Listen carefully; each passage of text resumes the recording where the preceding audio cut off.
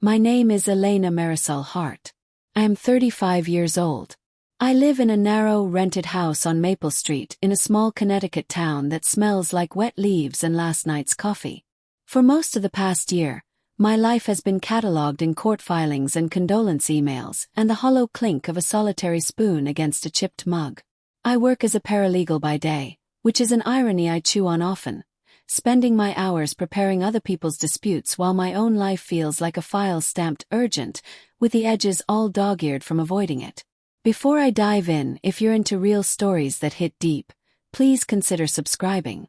Sharing this isn't easy for me, but maybe someone out there needs to hear it. The first time I walked into Judge Halvorson's courtroom, the air was cold and smelled faintly of old paper and lemon disinfectant. The room itself is one of those deliberate spaces that makes you suddenly conscious of your body. My palms slick against my skirt, the shoes that pinched my toes, the way my throat tightened until my voice sounded small even in my own head. I had expected the formalities, names, dockets, the polite but mechanical clack of the court reporter's machine. But I hadn't expected the way photographs of my mother on the screen would make my hands tremble, as if I'd reached into a winter coat pocket and found a letter that had been left open for years. I grew up in a house 2 towns over, on a street where summers had cicadas so loud you could feel them throb in your chest. My mother, Teresa, kept the curtains thin and the coffee pot perpetually warm. My father left when I was 8. The exact reasons were a blur of late-night arguments, slammed doors, and my father's empty spaces. My mother remarried a man named Frank when I was 13. Frank had a laugh like gravel. He painted himself as a hands-on stepfather but often came home late and left the air heavy with things unspoken. My brother Jonah, 2 years older, always the more volatile of us, saw through people faster than I did. He learned to move first, to take what comfort he could when it appeared. I learned to wait. 4 years our family was a study in small betrayals. Withheld information, a withheld check, a home repaired in stages because of money that never quite arrived. I moved out at 22 with a heavy duffel bag and a clearer idea that leaving was possible. Jonah stayed behind. I thought that in moving away I had left the worst of it, until the call that came 2 winters ago, when my mother was in the hospital and then gone, and the house that had been the geography of my childhood stood like an unmapped island. If this is resonating with you so far, a like really helps us reach more people. I don't say that lightly. When you feel isolated by family decisions and legal documents, small acts of witnessing can feel like lifelines. The fight started over the driveway. It sounds stupid, I know. Property disputes always look petty until they're not. The house my mother owned was a modest, clapboard place with a porch that creaked and a backyard that sloped into a stand of trees. When she died, Jonah said he wanted to keep it as it is. The way he phrased it made it sound like the house was a shrine he intended to preserve, but his eyes were already running numbers. He talked about renting it out, about cashing in, about Mom's equity. I watched him plan, and each word felt like a miniature shutter slamming over a memory I hadn't put a price tag on. He moved fast. He changed the locks, citing a temporary power of attorney. He filed forms that I only understood the edges of because of my paralegal job. Affidavits, notices, liens. Filed my own claims. I believed the truth would be enough to anchor us. Blood ties, shared history, the weight of who had wiped whose tears and when. But the truth is often unhelpful in courtrooms. Law prefers documents to memories, ink to the ache in your chest. The lay of my fingers across my mother's handwriting in a journal she left behind became my anchor. She had written to me in loops and slanted curves about the garden and the old swing and the way Jonah used to carve initials into the porch railings. She had written things that suggested she wasn't planning to abandon anyone, but she had never been straightforward about money. My lawyer, soft-voiced, practical, older than me, the kind of person who brings a thermos to the courthouse, kept saying, "We proceed with evidence," and I nodded because nodding feels like control. At night, I woke up with a cold, slow dread that pooled like water behind my ribcage. There were photographs of my mother on the dining table, a holiday shot where she was laughing with someone who is not my father, a day at the beach where she looked tired but peaceful. I would hold those photos and try to trace an outline of the woman she had been. I was trying to find the version of her that would make the right legal choice, and my heart kept telling me to remember the one who left notes in the kitchen cabinet about broken things to fix, not the one who had signed forms I couldn't interpret. At our first mediation session, Jonah and I were across from each other with a mediator who kept making admonishing faces as if we were two children squabbling over a toy. Jonah spoke loud enough for others to hear his confidence collapsing into anger. "She'll never support both of us," he said, and then he said, "Don't make me sound like I'm scrounging." His hands were restless. I watched him like I had watched a small animal spike, baring teeth when it was scared. There's a cadence to family anger that I know too well, the same refrain played in different keys, improvisations around old grievances. We both wanted the house. We both had reasons we believed mattered more. Behind every conflict there are ghosts. The whisper of my father's departure. The way my mother had laughed too loudly in bars once and too little at dinner once she married Frank. The night Jonah banged against my bedroom door like a storm because he thought my leaving was theft. The subtle betrayals. A withheld story, a late-night phone call we never took together, an unsaid apology. Those ghosts crowded into the mediation room with us, and for the first time in a long time, I felt like I was standing in front of them in full daylight. No longer just collating the edges of my past but naming the raw, central thing. I was terrified of losing the one physical tether that said my childhood had happened. Has something like this ever happened to you? Feel free to share in the comments. I'm reading everything. It helps, strangely, to know you're not the only one who has held a photograph too long and tried to make it a defense. The mediator suggested compromise. Jonah suggested cash. Our options were small and cruelly practical. The house became a ledger of our grief. Its creaks a tally of everything we couldn't fix. I suspected then that court might be inevitable, not because the law would solve our hurt but because it would make the choices explicit. Who takes what, who keeps what, who is allowed to claim what belonged to someone now gone. I didn't know yet what the judge would say or how my mother's own hidden decisions would change everything. I only knew that on the next morning I lay awake until dawn, listening to the house and feeling like I had to choose between claiming the past and letting it be. The morning the sheriff arrived to serve the temporary restraining order, snow had fallen soft and unexpectedly, a mute kind of blessing that turned the town into a watercolor I barely recognized. The sheriff's boots left dark imprints on my porch. Jonah met him at the door with a face that read betrayed, even though he was the one who had filed. He handed over a typed packet and a look that said, "I didn't want this." He had wanted it enough to do it. The packet smelled like printer ink and stale cigarette smoke. I read it anyway because control is a litany. The order named him as a party and me as an intruder in my mother's home. In the days and weeks after, the house felt like a body I was trying to map without touching. I would stand at the end of the driveway and look up at the roofline where the gutter had been half repaired for summers, the scar from when I was 12 and we tried to fix it ourselves. Inside, every drawer became a question. I started going through my mother's things, not in search of money but of evidence. Letters, deeds, any note that could tell me which way the heart had leaned. It felt like a sacrilege and a duty at once. There was a stack of envelopes beneath a false bottom in a dresser drawer, the sort mothers keep for just-in-case moments. My hands shook as I opened them. They were bills and statements and a single legal-looking envelope with my name written in my mother's quick, slanted hand. My heart lifted and then dropped, the way grief can try to trap you with hope. The letter inside was brief like her. "Elena, if anything happens to me, know I tried." There was no explicit instruction about the house, but there were bank statements and a photocopy of a deed with a notary stamp I hadn't expected to see. It indicated a transfer, years earlier, of ownership to me. The paper was dated 5 years before she died. My breath stopped. For a moment, the room fell into that kind of silence where even the refrigerator seems to be listening. I held the document and felt the floor tilt. It answered some questions but opened many more. Why had she done it? Why hadn't she told me? Why had she left Jonah out of whatever plan she made? I thought for a heartbeat that justice had been sitting quietly in the drawer all along. But legal rights are funny. They exist on paper and in people's willingness to accept them. Jonah wasn't likely to accept anything that cut into his plan. I printed copies, Did the cautious thing people do when they're certain they'll be turned down. I made a folder, labeled it "Do Not Lose," and drove to my lawyer's office with my heart banging like a trapped bird.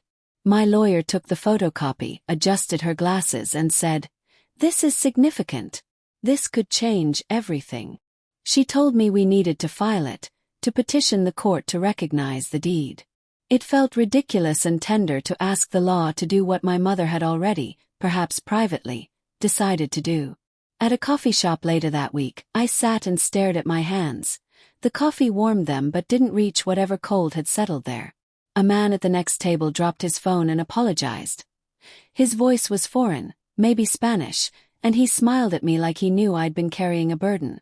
I realized then how odd it is in America, how everyday kindnesses continue amidst legal storms. A nod from a barista, the way an elderly man feeds pigeons without hurry, the sound of a school bus choking up the street. Life keeps layering itself over our crises. Jonah accused me of fabricating the deed the day we both testified in front of a magistrate for a temporary hearing. His voice carried that familiar mixture of bravado and fear. "She made it up," he said. "This is forged." He leaned forward and suddenly looked like the boy who had once broken our mother's favorite lamp in a fit of temper and then been deeply sorry. I watched him and felt an old impulse to fix him. But he had chosen a shape that didn't leave room for my tenderness. He had become a person willing to accuse me in public to gain advantage in private. The magistrate, a woman with gray hair pulled back like a stern braid, examined the photocopy with a practiced flatness. She asked me a series of questions designed to trip or to confirm. Who had witnessed the transfer? Had it been recorded? Had my mother been of sound mind? Each question landed like a small shard against my ribs. I answered as honestly as I could. I told her about the notary stamp and the bank records and the handwriting I recognized. I told her that my mother had always been secretive about finances, that she had been ashamed of her poverty, that she feared losing what little she had. What mothers fear when they are the last adult standing. After that hearing, the temporary orders were issued. Stay away from the property. No selling or transferring without court approval. My lawyer said it bought me time. And time in law is like the last glass of water in a drought. Precious and fraught. It also bought Jonah his anger. He drove past my apartment nightly. Headlights slicing through my curtains like accusations. I began sleeping in small, sharpened bursts, my dreams populated by fragments of conversation. My mother's voice saying, "I did what I could." Jonah's silhouette in the doorway, my father's distant laugh. In the quiet of an early morning, I returned to the house to collect some of my mother's belongings that I had permission to remove. Old recipe cards, a quilt with threadbare stars, a set of keys that felt like heavy talismans. As I opened the kitchen drawer, a smell hit me. Lemon oil and the ghost of her perfume. It was the same as the smell that had been in the courtroom weeks earlier. I pressed the fabric of the quilt to my face and let myself cry, finally, without pretending it was only about legalities. There is a different kind of grief when you're fighting someone you love for something that belonged to someone you both loved. My tears felt like a small ledger settling. When I confronted Jonah, he said, "She didn't mean for you to have everything." He laughed, but it was the kind of laugh that tries and fails to be a shield. He wanted our mother's estate to pay for his plans. A new business venture that had no business plan, a chance to prove he could be steady. I wanted the house because, irrationally perhaps, I feared that if I sold it, the stories that lived there would be snapped off like branches. I didn't fully understand that wanting something and owning it are two very different states of being. I began to spend hours alone in the legal library, reading precedents and older cases where family feuds had erupted into court dramas. The pages smelled like dust and ink and something older, perhaps testimony itself. There were notes in the margins where others had grappled with grief and property and the ugly arithmetic of death. The more I read, the more I felt the story around me expand. This wasn't just about a house. It was a lesson in how people make choices under fear, how they hide their tenderness because tenderness feels weak, and how the law can sometimes be the blunt instrument that exposes what family dynamics have kept hidden. Don't forget to subscribe if you want to hear how this ends. if only to know that legal battles don't always end when the gavel falls. The courtroom on the day the judge set a hearing on the deed was packed in that peculiar way small towns pack. Half neighbors, half curiosity seekers, a smattering of reporters who smelled like cheap cologne and ambition. Jonah sat across from me with his jaw set, and for the first time in a long time, I saw him as thoroughly exhausted rather than enraged. He had been living on adrenaline. You could see it in the way his hands trembled when he lifted a glass of water. My cheeks felt hollow with sleep deprivation and with the particular hunger of someone who has been holding back a tidal wave of memories. The courtroom noise dims when the judge enters. It's a small performance. Everyone knows their role. Judge Halvorsen was older, salt and pepper hair, a face mapped by years of listening to the worst of people and the best of them. He called the case and listened as our lawyers laid out their points with the practiced detachment of advocates. The clerk's papers shuffled. The air in the room had the peculiar thickness of anticipation. My mother's handwriting was displayed for everyone on a projector. To me, it was intimate. The slant of the letters, the small loops, the way she always made an exaggerated tail on her Y. To others, it was ink and potential fraud. Jonah's lawyer painted a picture meant to provoke doubt, a series of hypothetical motives, that I had used my legal job to forge documents, that I had coached my mother in her final years, that my claim was an attempt to wrest control over something that Jonah had already been living with for years. The insinuation was a blade wearing a suit. I took the stand because it felt necessary to be small in public and loud inside my own truth.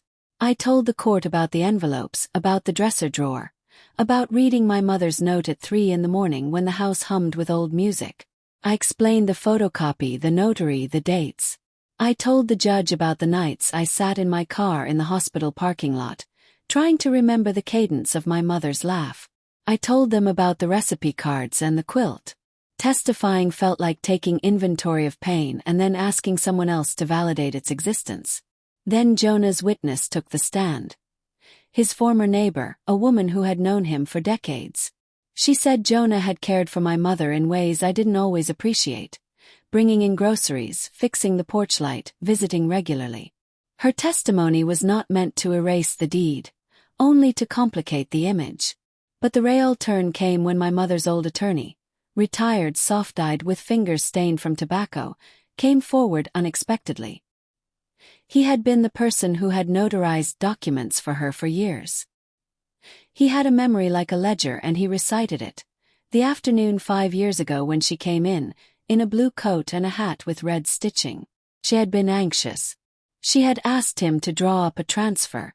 She had said, in that careful way she used when she wanted to talk about something painful, that she was afraid of losing the house to debts she could not face. "Why didn't you tell anyone?" the judge asked, sincere curiosity in his voice rather than accusation. The attorney looked down at his own hands and then up at me. "She asked that it be kept quiet," he said. "She said she'd tell Elena later. She worried about Jonah's pride." His voice was a small thing that made a larger sound. The truth that sometimes people make secret decisions because they don't want to hurt someone they love. It was less about deceit and more about spare ribs of tenderness cut away to feed shame. Jonah's face changed in that moment. For the first time, he seemed less like someone actively trying to destroy me and more like a man being told he had been protected from something by the person he thought had abandoned him. There was a flicker in his eyes that I recognized. Childhood hurt unmasked. He went very still. But courtrooms are built for scrutiny, not for healing. Jonah's lawyer asked for more. Proof of capacity, medical records, witnesses to the change of mind. The judge listened, his face a study in careful lines. Then he asked a question that stopped me short. "Miss Hart, do you understand why your mother might have kept this deed private?" I could have said anything. Instead I said what was true. "She was ashamed," I said. "She didn't want Jonah to feel like she thought he couldn't handle the truth. She thought that if she gave me the house quietly, it would be gentler. She didn't trust money. Or maybe she didn't trust our ability to handle it." Judge Halvorsen nodded, and for the first time since this all started, his voice softened with something like recognition. The clerk's machine clicked. He then did something I hadn't expected. He called for a recess and asked both parties to step into his chambers. The prospect of private conversation made my stomach drop because the parts of this conflict that hurt the most were rarely legal. Usually they were about the small cruelties embedded in our family stories.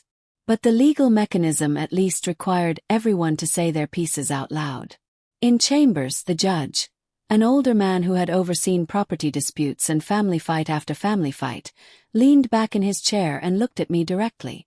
"Ms. Hart," he said quietly, "I read the documents and I read your testimony. I also hear the pain in both of you. Laws can fix titles and deeds, but they do not fix what we withhold from one another." He paused, as if searching for a phrasing that could make what he was about to say land without causing a fissure. "Tell me," he asked, "did your mother ever say why she did this? Did she ever say she wanted you to have it because she loved you? Or because she thought you would take care of it?" I told him about the recipe cards, about the postcard she left from a trip she took when she was young and foolish and alive. I told him about her fear of Jonah's pride, and her quiet desire to protect him from the shame she thought his loss would bring. I expected legalism in response, but what I didn't expect was the judge's next line. He sighed and then, with an odd tenderness that made my throat clog, he looked directly at me and said, "You already own everything." The words landed like both absolution and accusation. I blinked, unsure whether he meant it legally or morally. He clarified, "Not just the deed. The memories, the care, the responsibility. Your mother put it in writing to keep it from being a weapon. She wanted someone to remember how she lived, not just who owns what." His gaze was steady. In court, people often try to claim things to prove themselves. But ownership isn't only about title. It's about the stories you keep and the way you honor them. In that moment, the courthouse seemed both very small and very bright. The rest of the day passed in procedural motions and exchanges of documents. Jonah did not scream. He let the silence do the screaming for him. He looked like a man who had been given a mirror and did not like his reflection. If this resonates, click like. It helps others find these stories where someone says the hard things out loud. The hearing concluded without a final ruling that day.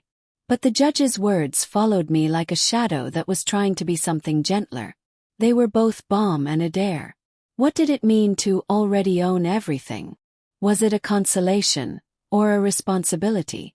As I left the courthouse, the air was raw and bright, and I realized that whatever the legal outcome, something inside me had shifted.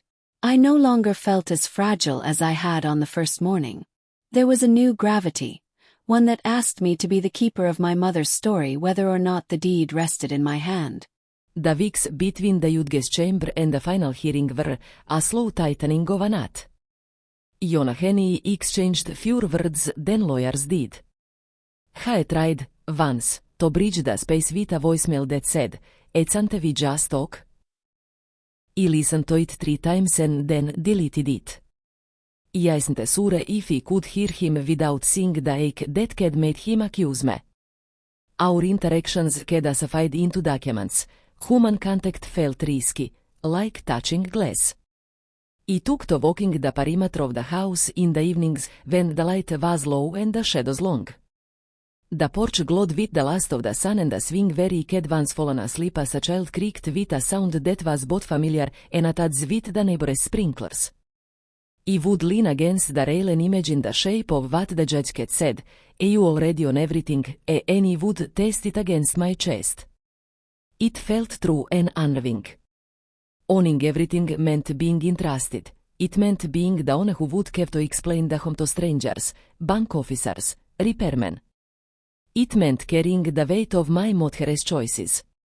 There were small, intimate betrayals in this team that mattered more than the formal ones. Jonah's friends, once ours, began to distance themselves as if choosing sides were a moral obligation. A cousin who had promised to be neutral suddenly offered to help Jonah find rental tenants. My inbox filled with messages that traded in pity and advice he didn't ask for. I found myself learning the vocabulary of grief in public. I am sorry for your loss, and what you need to do. The public grief felt performative at times, but it also included gestures that were tender. An anonymous bouquet left on the porch, a handwritten card from a neighbor who remembered my Mother's humming. On the eve of the final hearing, the courtroom felt oppressively formal. People sat in rows, hands folded, eyes fixed. My Mother's quilt was folded on my lap like an emblem. The judge entered and the room took a collective breath. Each lawyer spoke, summing what had been argued in months into a concise, little finality. There was an expectation, unspoken, that some gavel would drop and a line would be drawn, as if the delicate seams of life could be cut cleanly. When the judge spoke, I kept to the letter, and then didn't I? Ms. Hart, I said, you have presented a deed that appears to meet formal requirements. You have witnesses and corroborating documentation. Mr. Hart, I angled his eyes toward Jonah, you have shown ongoing involvement in the stewardship of the property. The legal scaffolding around our lives operated with its usual indifferent precision. And then, after reciting precedent and obligations, Judge Kelvorson did something that made the air in my lungs feel permanent. I asked us to step forward again. I remember the corridor outside the courtroom like a trot, narrow and echoing and impossible to breathe fully in. The judge looked at us both with the kind of compassion I've only ever seen in people who have spent their lives listening to others' worst days. I want you to understand, I said softly, that what we're litigating here is both property and memory.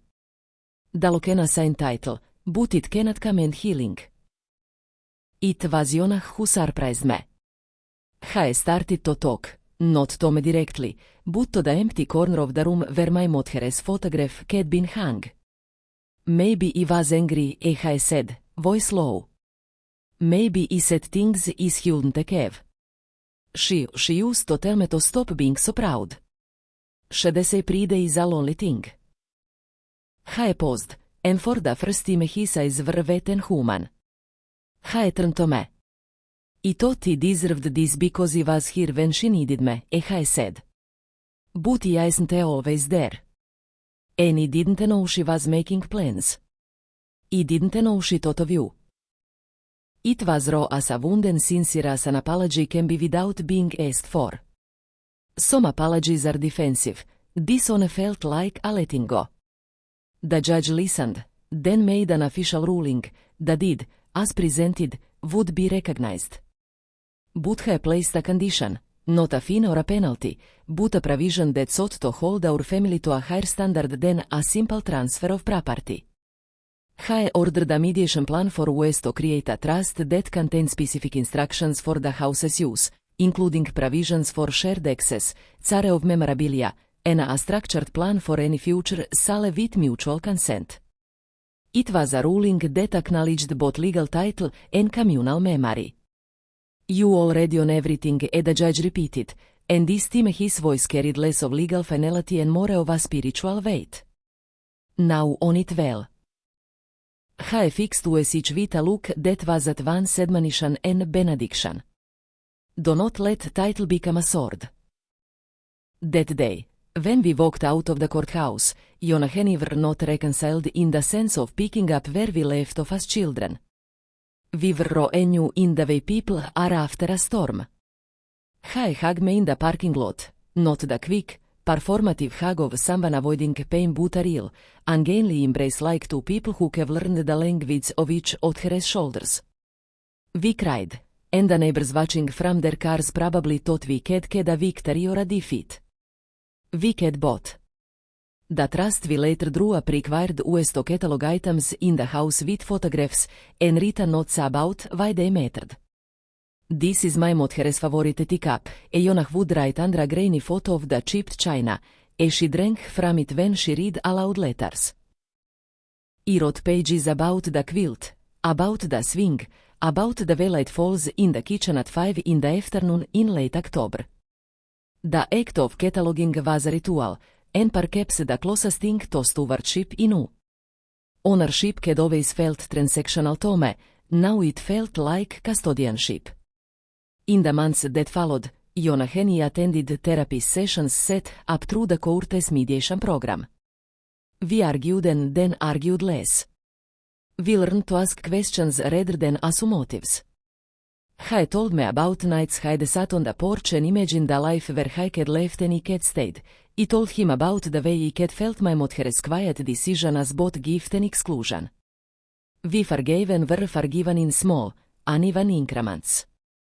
If this is resonating with you, a like really helps us reach more people. The message I learned then, and keep learning, is that owning something isn't a simple ledger entry. It is a series of choices made daily, whether to preserve memory or trade it for convenience, whether to see the people involved not as problems but as whole narrative beings. It is choosing to hold the messy human history of a house with tenderness, not as a means to prove yourself. It's been 2 years since the court hearing. The house is still mine in legal terms, but it is also ours in practice. We constructed a schedule for care. Jonah manages the outside repairs and winterizes the pipes. I keep track of bills and insurance and catalog entries. We rent the basement occasionally to a graduate student who waters the plants and leaves notes about the coffee table books he's read. The student told us recently how much he loves the way the porch light glows at night. Sometimes on slow afternoons, we sit on the swing and remember, not in a tightly clutched way but like collecting shells on a shared beach. The trust's conditions, practical and precise, have been less constricting than I feared. They forced us to speak to one another. There were awkward moments. Jonah wanting to remove a portrait we had both loved and me resisting. A dispute over who could keep the silverware that had been set aside for holidays. We negotiated like two people learning a new language. We had moments where old patterns nearly reclaimed us, where the sharp replies and silent treatments tempted.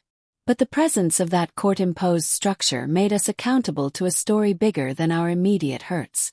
I took to visiting our mother's neighborhood park in autumn, where leaves fell like paper confessions. There I would think about Judge Halvorson's words. You already own everything. At first I heard it as comfort. Then I realized it was a responsibility. To own everything is not to possess it like a trophy but to attend to it. Repair its roof, remember its songs, protect its stories from being monetized into oblivion. To own everything is to keep doing that work even when the novelty wears off. The deeper lessons, though, went beyond the house. The conflict forced Jonah and me to confront a decades-long pattern. Silence as protection. We learned that secrecy is sometimes a string people tie around themselves to keep shame at bay. But secrets can become weapons when they're held at the expense of others. My mother wanted to spare Jonah pain. In doing so, she denied him the chance to participate in the decision. The court made that visible. The judge, in his odd kindness, turned a legal proceeding into a moral prompt. Will you let a title be a means for empire, or will you let it be a place of remembrance? There were moments of bitter clarity. I learned that forgiveness is not a single dramatic gesture but a series of tiny, stubborn acts. Letting Jonah take the car keys when snow falls heavy, answering his call when he needs to tell me about a broken pipe, sending him a photo of the quilt when I find a loose thread. He learned to stop assuming my moves were attacks and to ask instead, "What do you need?" We both learned to acknowledge the ways we'd hurt the person we'd love without excusing the hurts. One afternoon, while fixing a leaky window, Jonah found a small metal box hidden beneath a floorboard in the attic. Inside were coins, a child's drawing, and a folded note in my mother's handwriting. For you when you don't think anyone is watching. The find felt like a second inheritance, a private thing she had been keeping for herself. Evidence that she had thought of us both, in ways that weren't always legible. We sat on the attic floor and read the note to each other. Jonah laughed, and it sounded like him again. There are things courtrooms cannot force. An easing of old pains, the complete absence of resentment. But there is also a surprising tenderness in the way life goes on. The house has had a new roof, new paint, and a small vegetable garden in the back that Jonah tends. He sends me pictures of tomatoes with triumphant captions. I send him cookies when he is too busy to bake. We host our mother's memorial each year in the garden, invite neighbors and the graduate students and the woman who used to bring groceries. We share the food and speak about her in small, honest ways. I never became a saint in any moral sense. I hold regrets like small stones in my pocket, things I said too sharply, times I refused to listen. But I also hold gratitude for the judge who, in an unusual moment of empathy, recognized the deeper weight of what we were litigating, for the lawyer who helped me navigate the legal weeds, for a community that offered small kindnesses when I needed them, and for Jonah, imperfect, furious, tender, who has become, in these 2 years, someone I can share a mundane triumph with. If this story touched you, consider subscribing. It helps sustain these small, honest conversations. Has something like this ever happened to you? Tell me in the comments. Your story matters. When people ask me now what the judge meant when he said, "You already own everything," I tell them this. He meant ownership is more than a document. It is memory and care and the willingness to shoulder a responsibility that is mostly invisible. He meant that sometimes, when someone gives you a thing, whether a house or a story, you inherit their trust as well as their property. And with that trust comes a choice: to use it as a fortress to keep others out, or as a shelter where stories can live. In court, the law put a title in my name. Outside of court, I learned to inhabit that title with gentleness and stubbornness both. I learned that the hardest part of ownership is not the possession but the stewardship, the daily work of remembering, of tending, of choosing generosity over grievance when it would be easier to close the door. That, more than any deed, is what I now own.